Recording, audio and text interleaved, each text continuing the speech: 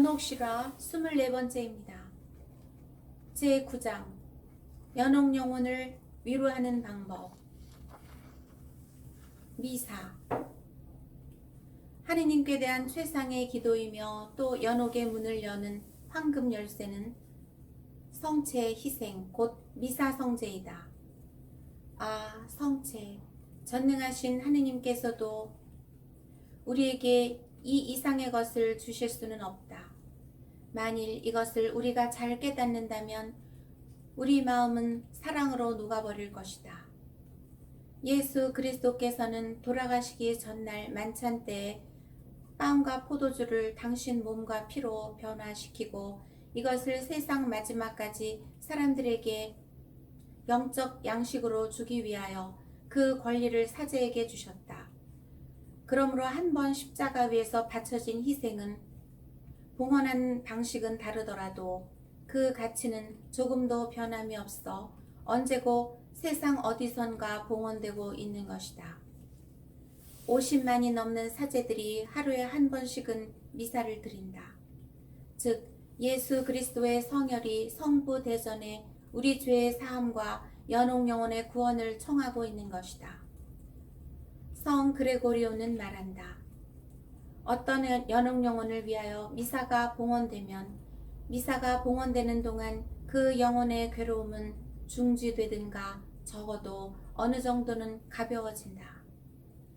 성 예로니모는 말한다.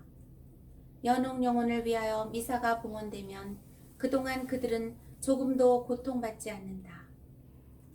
성 토마스는 말한다. 연옥에서 영혼을 구하는 가장 쉬운 방법은 당연히 미사이다. 연옥에 있던 성 토마스의 누이는 성인에게 나타나 몇 대의 미사를 청했다. 그 미사가 봉헌된 후 성인은 누이 동생이 천국에 들어갔다는 고지를 받았다.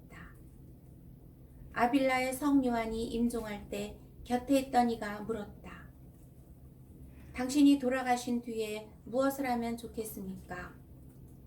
미사 성제를 청합니다.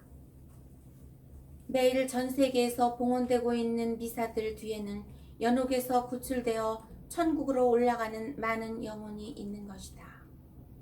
성 요한 크리소스토모는 어느 날 미사 중에 제대의 성작 속에서 천사들이 금잔으로 예수 그리스도의 성혈을 퍼내어 연옥 영혼 위에 부어주자 그들이 차츰차츰 하느님께 가까이 가는 광경을 보았다. 포로의 쇠사슬. 한 군인이 전쟁에서 포로가 되어 무거운 쇠사슬에 손발이 묶인 채 감옥에 갇혔다. 남편에게서 오랜 세월 동안 소식이 없었기 때문에 아내는 그가 죽은 줄 알고 그의 영혼을 위하여 미사를 청했다. 한편 어느 날 이상하게도 감옥에 있던 포로의 쇠사슬이 저절로 풀렸다. 그는 집으로 돌아와 그 이상한 사건에 대해 이야기했다. 날짜를 따져보니 그날은 마치 그 사람을 위해 미사가 봉헌되던 날이었다. 방탕한 부인. 로마에서 한 방탕한 부인이 청년을 타락시키고 쾌락에 빠져 있었다. 그녀는 자기 영혼 같은 건 조금도 개의치 않았으나 다만 때때로 연옥 영혼을 위하여 미사를 청하는 습관을 가지고 있었다. 어느 날 이 부인은 갑자기 자신의 생활이 싫어졌다. 그리고 이때까지 범한 죄가 무서워져 통회하고 고백하여 올바른 생활을 하고 싶어졌다. 이는 연옥 영혼이 자신의 은인을 위하여 기도하였기 때문일 것이다. 얼마 후에 여인은 감탄할 만한 최후를 마쳤고 그의 영혼에 대해서 걱정하는 이는 한 사람도 없었다. 생미사. 신학자들의 설에 의하면 선종하기 위해서 미사보다 더 좋은 방법은 없다. 예수 그리스도께서는 친히 성녀 메이틸다에게 말씀하셨다. 살아있을 때 열심히 미사 참여를 한 사람은 임종 때 마귀의 그물에 걸리지 않도록 성인들과 천사들의 보호를 받는다. 교황 베네딕토 15세는 계시를 받아 1921년 5월 31일 선종회 회장에게 다음과 같이 써보냈다. 미사의 은총은 죽은 뒤보다도 살아있는 동안에 더 큰 도움이 된다. 그것은 사후보다도 더 직접적이고 확실하다. 미사는 우리의 신앙을 굳세게 하는 은총을 주며 현세에서 하느님의 의노를 풀어드리는 가장 큰 적당한 방법이다. 또 미사는 연옥 보속의 많은 부분을 덜어준다.